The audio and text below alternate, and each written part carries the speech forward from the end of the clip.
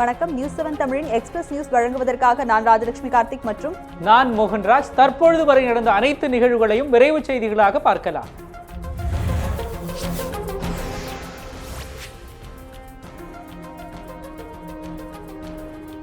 எண்ணூர் கடல் பகுதியில் கச்சா எண்ணெய் அகற்றும் பணி 6வது நாளாக நீடிப்பு. சேதமடைந்த காஞ்சிபுரம் கப்பலுக்குள் கடல் நீர் புகுவதாக தகவல். சேதமடைந்த கப்பலில் இருந்து சரக்குகளை அகற்றும் பணி தீவிரம். டான் காஞ்சிபுரம் கப்பலை துறைமுகத்திற்கு இழுத்துச் செல்லும் பணியும் மும்முரம்.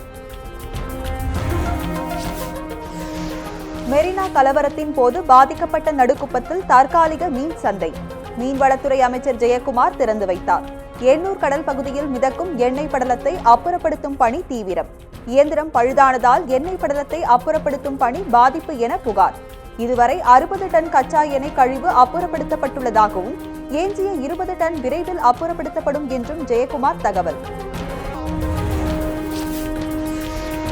உலக ஏற்றுமதியில் இந்தியாவின் பங்கு 1% குறைவு. சென்னை கருத்தரங்கில் முன்னாள் நிதியமைச்சர் ப. சிதம்பரம் பேச்சு. உலகமயமாக்கலுக்கு பின்பு ஏழை பணக்காரர் இடையேயான ஏற்றத்தாழ்வு அதிகரித்துள்ளதாக புகார். நாட்டின் 87 பேரின் சொத்து மதிப்பு மீதமுள்ளவர்களின் சொத்து மதிப்பிற்கு சமமாக உள்ளதாகவும் குற்றச்சாட்டு. நாடு முன்னேற்ற பாதையில் செல்ல இளைஞர்கள் புதிய தொழில் தொடங்க முன்வர வேண்டும் எனவும் சிதம்பரம் வலியுறுத்தினார். ஜல்லிக்கட்டு நடத்த மோடி அரசே காரணம் என்று விஜயகாந்த் கருத்து. கோயம்பேட்டில் உள்ள தலைமை அலுவலகத்தில் நடந்த நிகழ்ச்சி ஒன்றில் பேட்டி. மத்திய அரசின் பட்ஜெட்டில் நல்லதும் உள்ளது, கெடுதலும் இருக்கிறது எனவும் கருத்து. ஜல்லிக்கட்டு விவகாரத்தில் மத்திய அரசை திடீரென விஜயகாந்த் புகழ்ந்ததால் பரபரப்பு. வெளிநாடுகளில் பதுக்கி வைக்கப்பட்டுள்ள கருப்பு பணத்தை மீட்க எடுக்கப்பட்ட நடவடிக்கைகள் என்ன? மத்திய அரசு விளக்கம் அளிக்க வேண்டும் என பாமக நிறுவனர் ராமதாஸ் வலியுறுத்தினார்.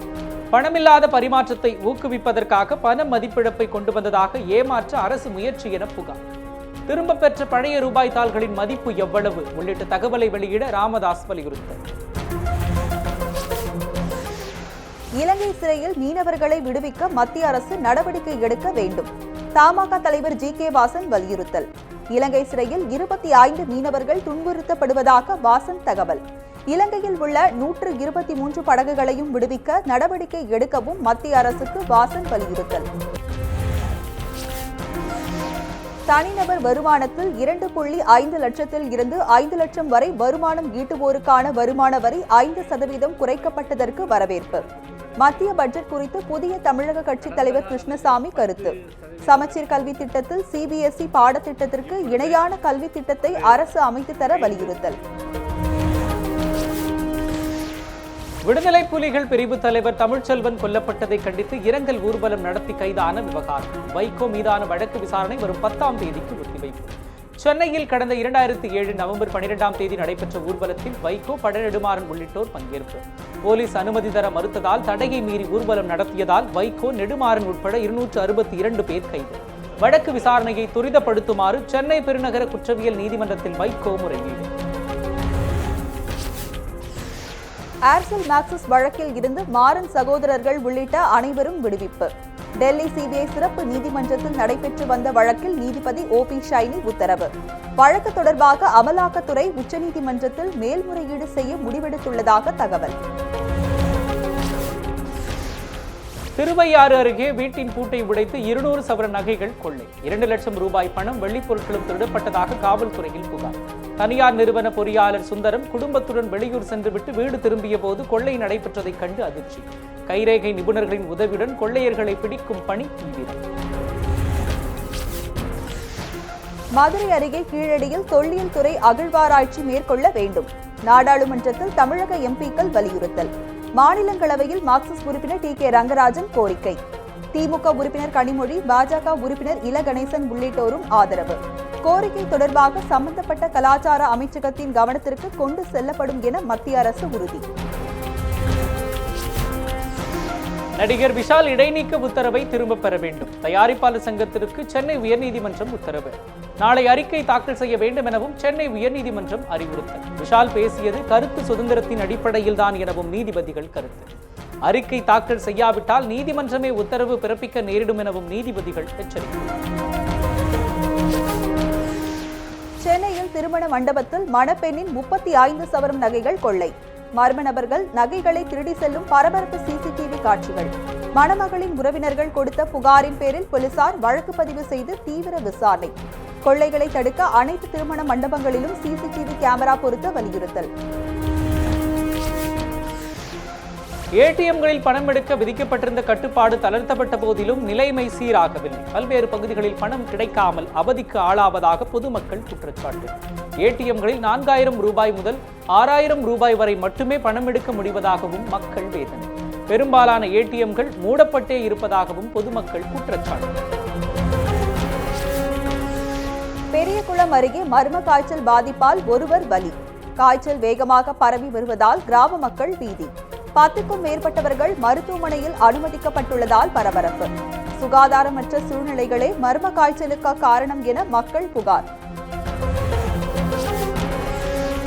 திண்டுக்கல் மாவட்டத்தில் ஜல்லிக்கட்டு நடத்துவது குறித்து ஊர் மக்களுடன் உதவி ஆட்சியர் ஆலோசனை. கூட்டத்தில் பில்லமநாயக்கன்பட்டி, கொசவப்பட்டி, வெள்ளோடு உள்ளிட்ட 10க்கும் மேற்பட்ட ஊர் மக்களுடன் பங்கேற்பு. ஜல்லிக்கட்டு நடத்துவதற்கான விதிமுறைகளும் முன்னேற்பாடுகளை எடுத்துரைத்த பிறகு தேதிகள் முடிவு.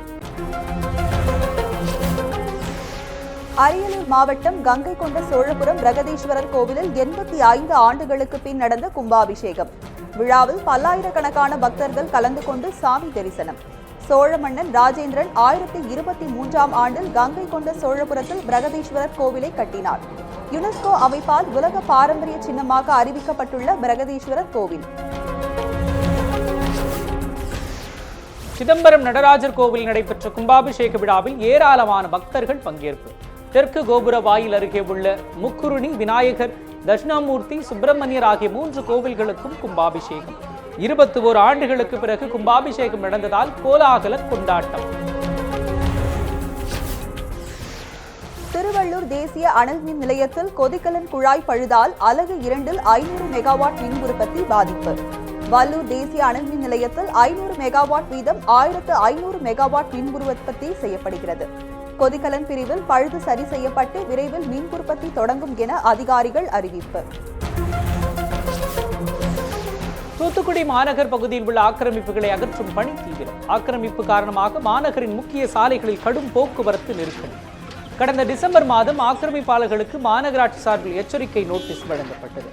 நோட்டீஸை மதிக்காமல் ஆக்கிரமிப்பாளர்கள் வசித்து வந்ததால் அதிரடியாக ஆக்கிரமிப்புகளை அகற்றிய அதிகாரிகள். திருப்பதி அருகே காரும் லாரியும் நேருக்கு நேர் மோதிக்கொண்ட விபத்தில் 4 பேர் பலி. திருப்பதி அருகே ரேணிகுண்டா சாலையில் நடைபெற்ற விபத்து. விபத்து தொடர்பாக வழக்கு பதிவு செய்து போலீசார் தீவிர விசாரணை.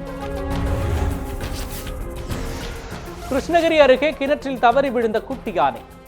வெப்பலாம்பட்டியில் நள்ளிரவில் வனப்பகுதியில் இருந்து உணவு தேடி வந்த குட்டி யானை கிணற்றில் விழுந்தது. தகவல் அறிந்து சம்பவ இடத்திற்கு வந்த வனத்துறையினர் பல மணி நேரம் போராடி குட்டி யானையை மீட்டனர். மதுரை ஆட்சியர் வீரராகவராவ் மேலூர் வட்டாட்சியருக்கு 6 வாரம் சிறை. மேலூர் உரிமையியல் நீதிமன்றம் அதிரடி உத்தரவு. பட்டா வழங்காது தொடர்பான நீதிமன்ற அவமதிப்பு வழக்கில் நீதிபதிகள் உத்தரவு. தண்டனை அறிவிப்பை எதிர்த்து மதுரை ஆட்சியர் மேலூர் வட்டாட்சியர் மேல்முறையீடு செய்ய உள்ளதாக தகவல்.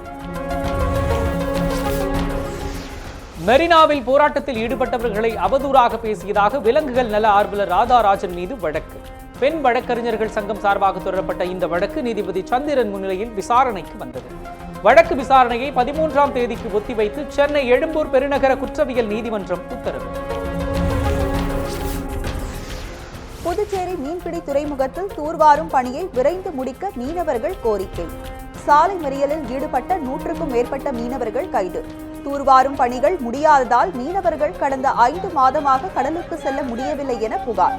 பாதிக்கப்பட்ட மீனவர்களுக்கு இழப்பீடு வழங்க கோரி மறியலில் ஈடுபட்டதால் கடலூர் சாலையில் போக்குவரத்து பாதிப்பு. புதுச்சேரி மீன்பிடி துறைமுகத்தை தூர்வாராததால் கடலுக்கு செல்ல முடியாத மீனவர்களுக்கு 30,000 ரூபாய் இழப்பீடு மாநில அரசு உடனடியாக வழங்க வேண்டும் என தேசிய மீனவர் பேரவை வலியுறுத்தல். விசைப்படகு உரிமையாளர்கள், மீன்பிடி தொழிலாளர்கள் என ஏராளமானோரின் வாழ்வாதாரம் பாதிக்கப்பட்டுள்ளதாகவும் புகார். ஆந்திர மாநிலத்தில் இருந்து பூண்டி ஏரிக்கு வரும் கிருஷ்ணா நீரின் அளவு நொடிக்கு 382 கன அடியாக குறைந்தது. ஆந்திர மாநிலம் கண்டலேறு அணையில் இருந்து கடந்த மாதம் 9ஆம் தேதி மாலை கிருஷ்ணா நீர் தண்ணீர் திறக்கப்பட்டது. நீர்வரத்து குறைந்துள்ளதால் சென்னை குடிநீருக்காக போதிய நீர் கிடைப்பது காலதாமதமாகும் நிலை ஏற்பட்டுள்ளது. புதுச்சேரி பாரதிதாசன் மகளிர் கல்லூரி முதல்வர் சசிகாந்த தாஸின் பணி மாற்றத்திற்கு எதிர்ப்பு கண்டனம் தெரிவித்து உள்ளிருப்பு போராட்டத்தில் ஈடுபட்ட கல்லூரி மாணவிகள். 10 ஆண்டுகளாக கல்லூரி முதல்வராக பணிபுரியும் சசிகாந்த தாஸ் லாஸ்பேட்டை தாகூர் அரசு கலைக்கல்லூரிக்கு மாற்றம் உள்நோக்கம் கொண்டது என தொடர் போராட்டத்தில் ஈடுபட்டுள்ள மாணவர்கள் புகார். புதுச்சேரியில் துவங்கியது மாநில அளவிலான கேரம் விளையாட்டு போட்டிகள். பல்வேறு பகுதிகளில் இருந்து 520 மாணவ மாணவிகள் கலந்து கொண்டு திறமைகளை வெளிப்படுத்தினர். ஜூனியர், சப் ஜூனியர் மற்றும் யூத் ஆகிய பிரிவுகளில் நடைபெற்ற போட்டியை சட்டமன்ற உறுப்பினர்கள் தொடங்கி வைத்தனர். போட்டியில் வெற்றி பெறுபவர்களுக்கு முதல்வர் நாராயணசாமி பரிசுகளை வழங்க உள்ளார். தமிழகத்தில் நடைபெறும் ஆணவ கொலைகளை கண்டித்து விடுதலை சிறுத்தைகள் கட்சிகள் ஆர்ப்பாட்டம். நெல்லை சந்திப்பு ரயில் நிலையம் முன்பு நடைபெற்ற கண்டன ஆர்ப்பாட்டத்தில் ஏராளமானோர் பங்கேற்பு. விழுப்புரம், நெல்லை என தமிழகத்தில் தொடர்ந்து நடந்து வரும் ஆணவ படுகொலை தடுத்து நிறுத்த வேண்டுகோள். ஆணவ படுகொலையை தடுக்க தனிச்சட்டம் இயற்றப்பட வேண்டும் என திருமாவளவன் வலியுறுத்தல். சேலம் அருகே லாரி மீது கார் மோதிய விபத்தில் ஒருவர் பலி. படுகாயங்களுடன் கார் ஓட்டுநர் மருத்துவமனையில் அனுமதி. லாரியின் அடியில் புகுந்ததால் கிரேன் மூலமாக காரை மீட்ட தீயணைப்புத் துறையினர். சம்பவம் தொடர்பாக போலீசார் வழக்கு பதிவு செய்து தீவிர விசாரணை. தேனி மாவட்டம் கம்பத்தில் பைப் வெடிகுண்டு வழக்கில் கைது செய்யப்பட்ட சையது ஒசாமா வீட்டில் மீண்டும் சோதனை. இந்து உரிமை மீட்பு மாநாட்டை சீர்குலைக்க திட்டமிட்டதாக 2 பேர் கைது. பைப் வெடிகுண்டு பறிமுதல் செய்யப்பட்ட நிலையில் அதனை விற்பனை செய்த சையது ஒசாமா கைது. மகளிர் சுய உதவி கடன்களை தனியார் நிதி நிறுவன ஊழியர்கள் வசூலிக்க தடை செய்ய வேண்டும். ஈரோடு மாவட்ட ஆட்சியர் அலுவலகத்தை முற்றுகையிட்டு 200க்கும் மேற்பட்ட பெண்கள் போராட்டம். கடன் வசூலிப்பது போல பாலியல் தொல்லைகள் அளிப்பதாக போராட்டத்தில் ஈடுபட்ட பெண்கள் புகார். கடும் வறட்சியால் பாதிக்கப்பட்டுள்ள கூலி தொழிலாளர்கள் குடும்பத்திற்கும் உரிய நிவாரணம் வழங்க கோரிக்கை. 8வது ஊதிய குழுவை உடனடியாக அமைத்திட வலியுறுத்தி திருவாரூரில் அரசு ஊழியர்கள் உண்ணாவிரதம். திருவாரூர் ரயில் நிலையம் முன்பு நடைபெற்ற போராட்டத்தில் 100க்கும் மேற்பட்ட அரசு ஊழியர்கள் பங்கேற்பு. பழைய பென்ஷன் திட்டத்தை உடனடியாக நடைமுறைப்படுத்த வேண்டும் எனவும் கோரிக்கை. சாலை பணியாளர்களின் 41 மாத பணி நீக்க காலத்தை பணிக்காலமாக அறிவிக்கவும் வலியுறுத்தல். பல்வேறு மாவட்டங்களிலும் அரசு ஊழியர்கள் போராட்டத்தில் ஈடுபட்டனர். இத்துடன் எக்ஸ்பிரஸ் நியூஸ் நிறைவு பெறுகிறது.